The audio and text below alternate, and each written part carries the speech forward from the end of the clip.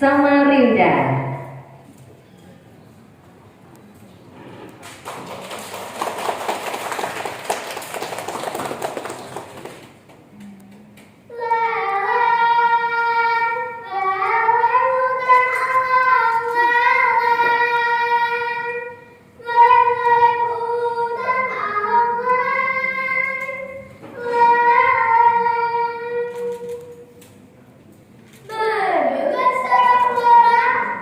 Aduh.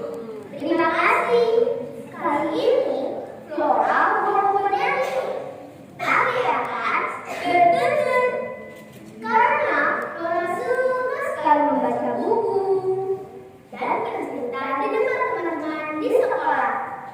Selamat pagi, Bapak, Ibu, Dewan Juri yang terhormat, dan teman-teman semua. Apa kabar hari ini? Baik. Kalau pepatah tak kenal maka tak sayang. Flora kenalin diri dulu ya. Iya. Nama panjang Flora adalah Flora Hastari Widiantia Sri Putri.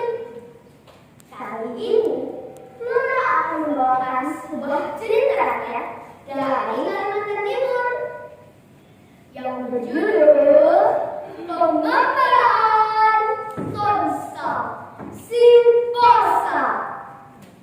Cerita ini saya ambil dari buku Manusia Langit, kumpulan cerita rakyat Kalimantan Timur.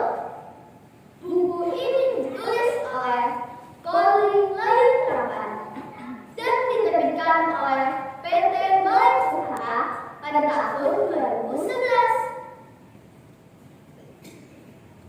Teman-teman, sudah siap mendengarkan Flora bercerita? Siap. Flora mulai ya. Iya. Pada suatu senja, tampak seorang anak sedang berjalan tertatih-tatih menggunakan tongkatnya. Anak itu bernama Tonsa Simposa. Oleh penduduk desa, anak itu sering disebut dengan nama Simposa karena ia buta